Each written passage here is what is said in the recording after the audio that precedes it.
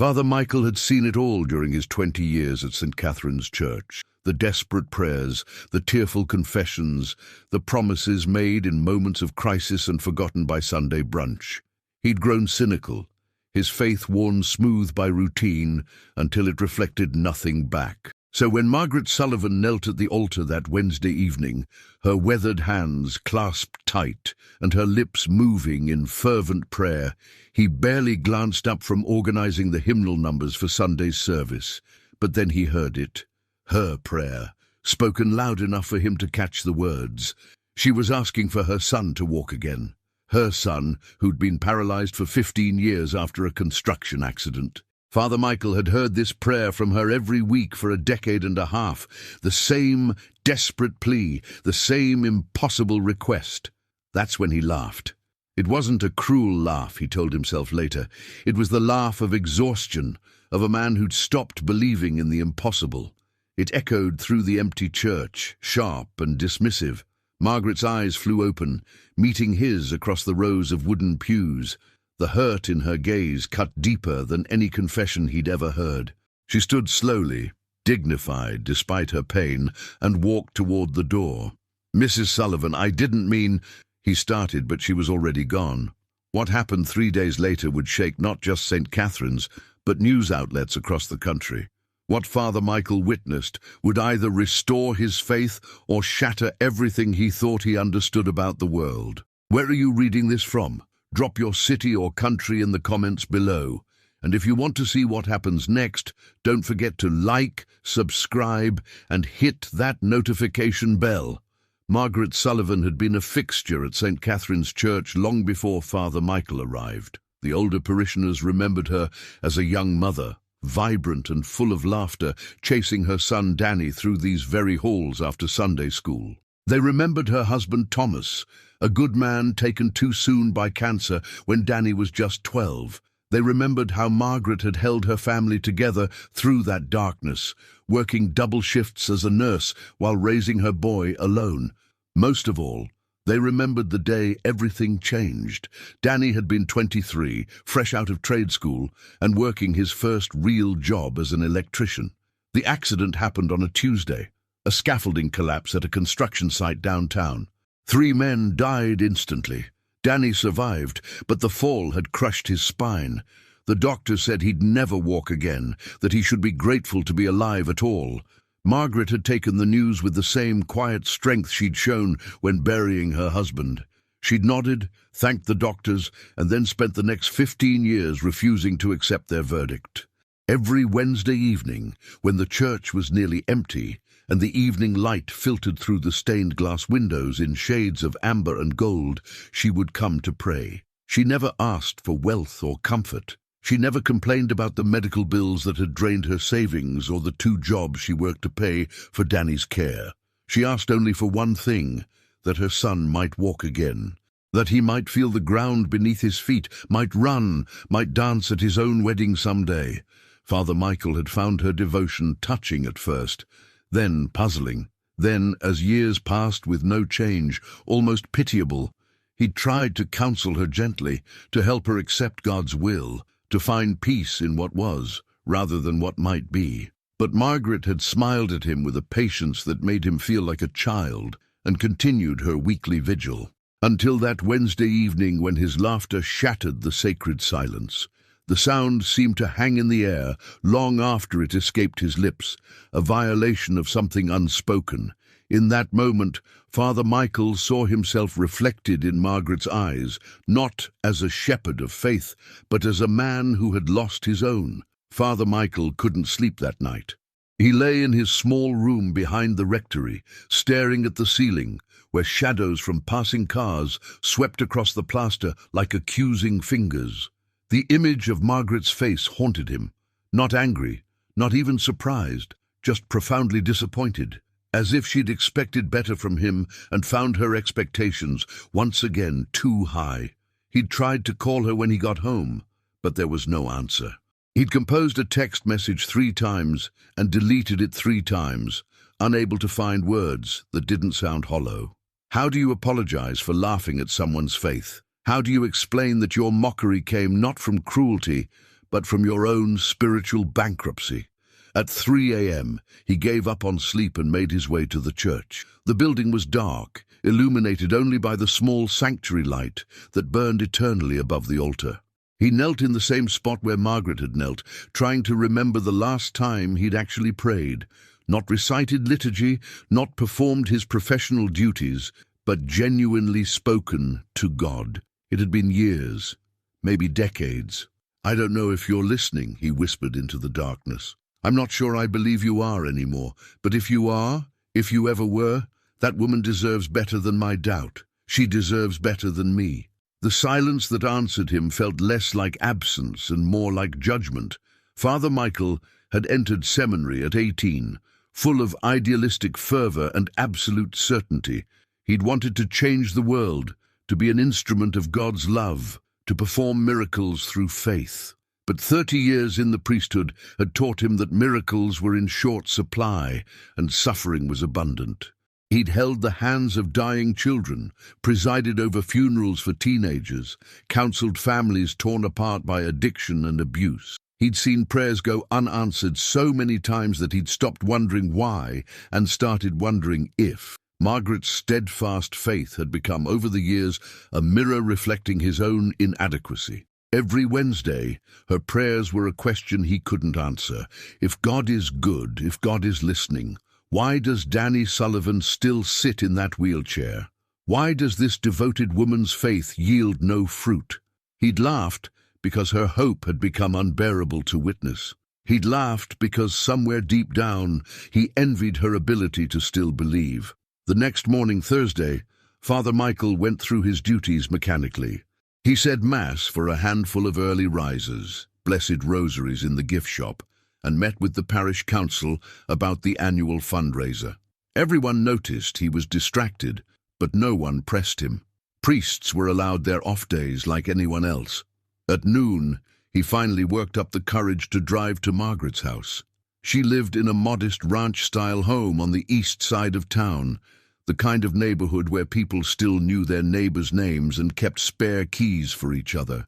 Danny's wheelchair ramp dominated the front entrance, a practical modification that had transformed the home's appearance from quaint to medical. Margaret answered the door on the third knock. She looked smaller than she had in the church, diminished somehow, as if his laughter had taken something from her that couldn't be replaced. "Father Michael," she said quietly, "I wasn't expecting you." "Mrs. Sullivan, I came to apologize. What I did last night was human," she interrupted gently. "You don't believe anymore. I've known that for a while."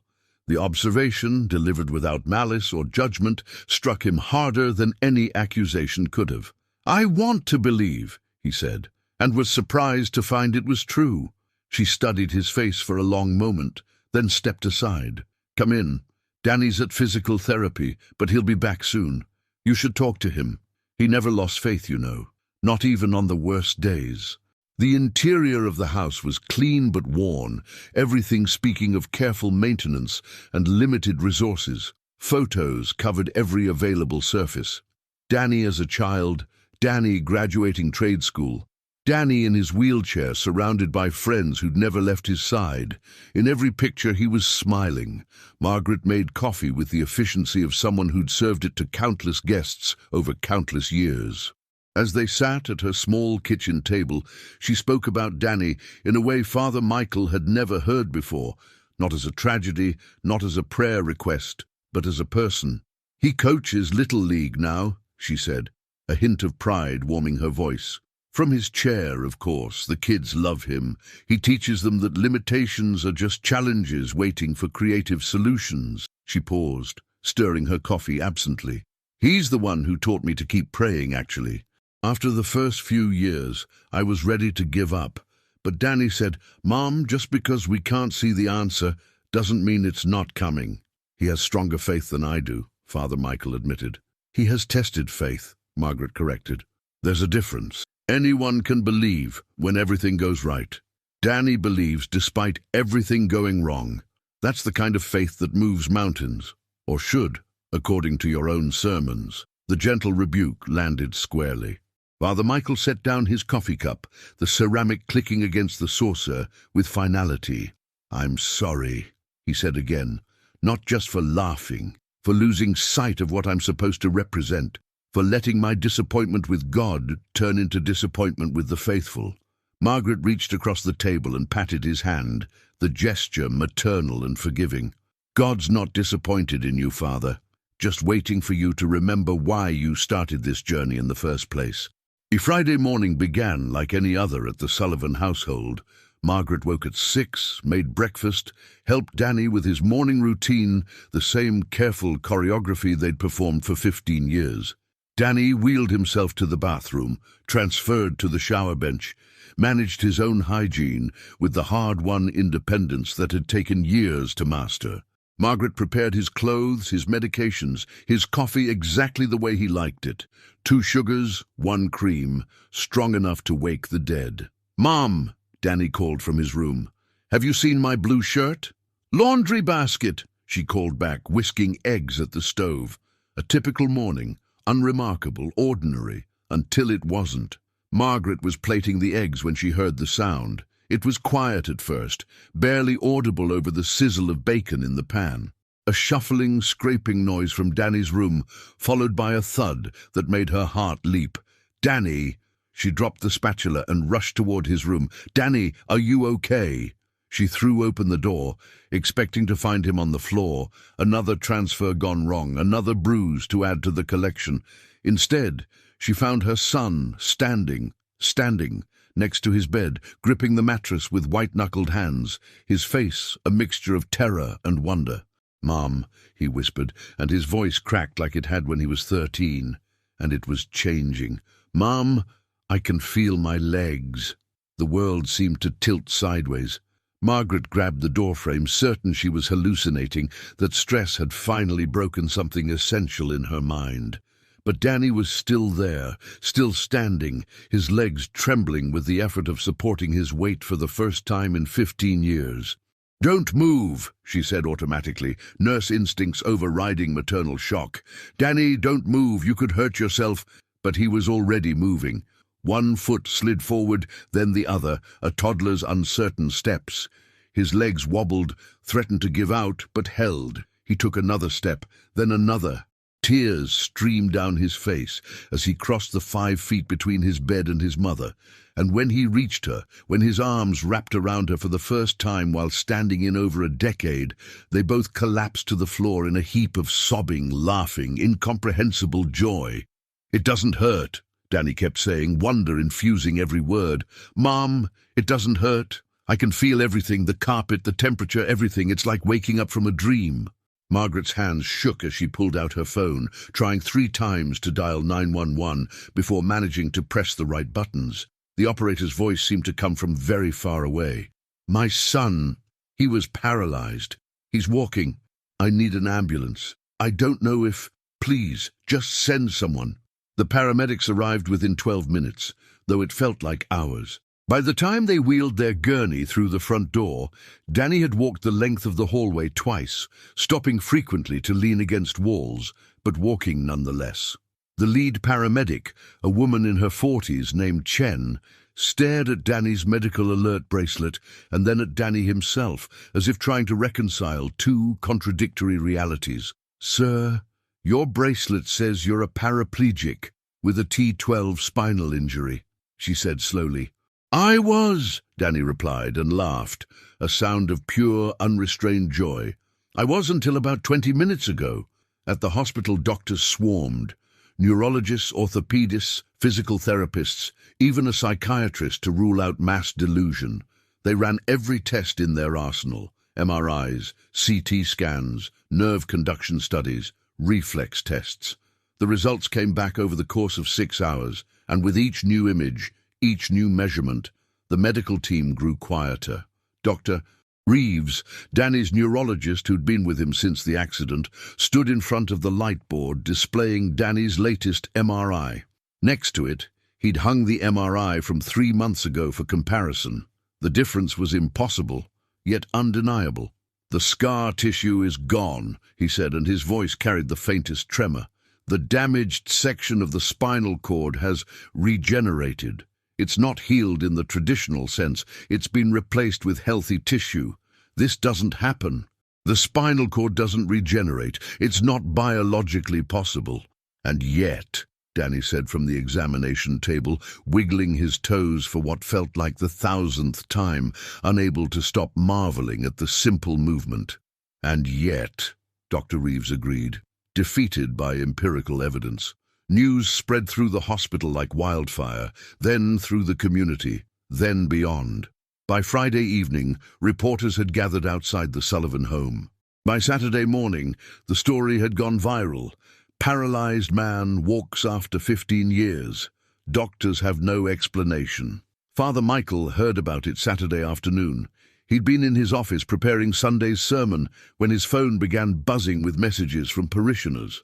At first, he thought it was some kind of hoax, perhaps a cruel prank. But then he saw the news footage. Danny Sullivan standing outside his home, taking shaky but determined steps, while his mother wept beside him, and cameras flashed like a lightning storm.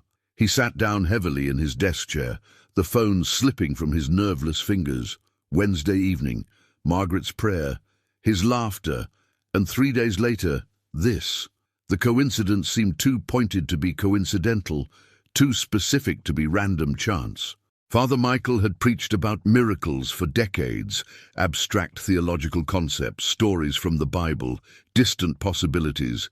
But this was real, immediate, undeniable. This was a woman's impossible prayer answered in the most literal way possible, and he had laughed at her. Father Michael made his way to the church sanctuary, drawn by an impulse he couldn't name. The space was empty and silent, afternoon light painting the pews in geometric patterns.